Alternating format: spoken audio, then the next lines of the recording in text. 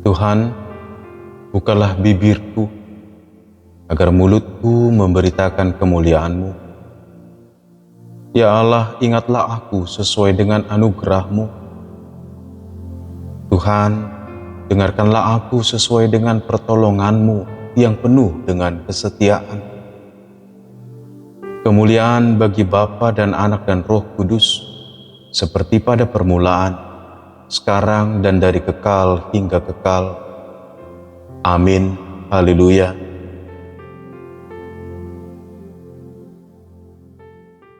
Ulangan 6 ayat 5. Kasihilah Tuhan Allahmu dengan segenap hatimu, dengan segenap jiwamu, dan dengan segenap kekuatanmu. Buat orang Batak, tona itu sangat penting.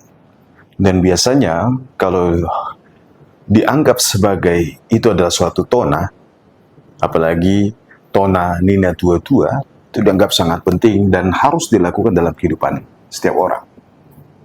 Apalagi kalau itu adalah kata-kata perpisahan. Cuma yang kasih Tuhan, Musa memberi pesan, merangkum semua perjalanan hidup mereka, mulai dari keluaran dari Mesir sampai dengan menjelang masuk ke tanah Kanaan. Ketika Tuhan telah memberi aturan, perintah, dan juga tuh bukan hanya memberi perintah yang harus ditaati, tetapi juga membimbing menuntun dalam perjalanan kehidupan mereka di padang gurun di tengah banyaknya ketidakpastian. Musa merangkumkan lagi dan mengingatkan hal penting ini yang dikenal dengan Shema Israel, yang harus didengar dan diingat. Apa itu? Bagian terpentingnya adalah kasihilah Tuhan Allahmu dengan segenap hatimu dan dengan segenap kekuatan dan juga dengan segenap jiwa. Terima kasih Tuhan. Mengapa ini menjadi bagian pesan? Karena pengalaman berjalan bersama terang Tuhan. Ketika generasi berganti generasi, memesankan itu adalah dengan cara mengajarkannya. Makanya kalau kita baca di ayat selanjutnya, pesan ini harus diajarkan juga.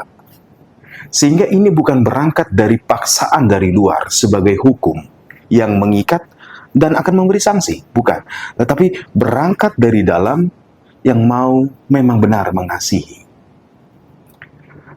Hal ini bukan diperintahkan oleh Tuhan ternyata. Tetapi ini adalah diperintahkan Musa. Kalau kita baca di ayat 6-nya. Apa yang kuperintahkan kepadamu pada hari ini, haruslah kau taruh dalam hatimu. Artinya begini, bahwa Tuhan memberi perintah, aturan, segala macam adalah untuk kebaikan umat. Tapi bagaimana kita merespon kebaikan Tuhan yang telah Tuhan nyatakan? Renungan kita hari ini mau mengingatkan kita, kalau Allah telah menyatakan dirinya, telah menyatakan kasihnya, telah menyatakan keberadaannya yang mau dekat dengan kita, menuntun membimbing kita, menyinari kita dan menerangi kita. Apa respon yang mau kita beri? Musa merangkumkannya dengan mengatakan, kasihilah Tuhan Allahmu dengan segenap hatimu, dengan segenap jiwamu, dan dengan segenap kekuatanmu. Cuma kasih Tuhan, mengasihi berarti bukan sekedar perasaan. Karena pengalaman yang dilalui oleh mereka sepanjang perjalanan hidup di padang gurun, itu tentunya harusnya sudah membentuk mereka. Membentuk bagaimana mengasihi berarti menghormati. Mengasihi berarti mau taat dan setia. Mengasihi berarti mau berkomitmen. Mengasihi berarti mau menjalani kehidupan untuk menghormati dan bersama dengan Tuhan. Jemaat yang kasih Tuhan, hal inilah yang digaungkan lagi, digemakan oleh Tuhan Yesus, bukan? Ketika ditanya mana hukum yang terutama, dan Tuhan Yesus mengajarkan, kasihilah Tuhan Allahmu dengan segenap hatimu, dengan segenap jiwamu, dengan segenap akal budimu, dengan segenap kekuatan. Dan hukum yang sama, dan yang terutama juga adalah kasihilah sesama. Artinya, respon kita, jawaban kita atas penyataan Allah, hendaklah kita mengasihi Allah. Nah, jemaat yang dikasih Tuhan, Bapak Ibu saudara yang kasih Tuhan, hal inilah yang perlu diajarkan terus-menerus. Mengajarkan bukan sekedar kognisi yang harus diberitahukan, lalu didengar, lalu ya hidup begitu saja, enggak.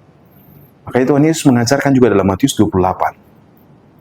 Ajarlah mereka melakukan, mengajar untuk melakukan hal itu.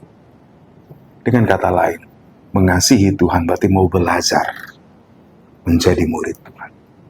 Saudara yang kasih Tuhan, pengalaman hidup bangsa itu dituntun oleh Tuhan. Tiba kepada kesimpulan bahwa memang hidup ini harus mengasihi Tuhan. Mari, hitung dulu pengalaman hidupmu. Dalam perjalanan hidup, adakah Tuhan menyatakan diri? Adakah Tuhan menyatakan pertolongan? Adakah Tuhan mendengarkan dan menjawab doa kita? Atau memberi lebih dari yang kita inginkan? Bukankah sepatutnya kita memang mau mengasihi Tuhan? Bukan karena Dia memberi kepada kita, tetapi karena memang ternyata jaminan hidup terang itu sendiri adalah di dalam Tuhan. Mengasihi Tuhan Allah berarti mau hidup di dalam terang Tuhan. Dengan hati, berangkat dari hati, bukan karena paksaan. Dengan segenap kekuatan berarti mau melakukan apa yang Tuhan perintahkan. Dengan segenap jiwa, baik mental, pikiran, perasaan kita, mau kita selaraskan dengan kehendak Tuhan. Jemaat yang dikasihi Tuhan, kita hanya akan dimampukan jikalau kita mau merenungkan, mau tinggal di dalam Tuhan, dan mau berjalan bersama Tuhan. Tetap teguh dalam Tuhan. Berjalanlah bersama Kristus di tahun baru ini. Shalom.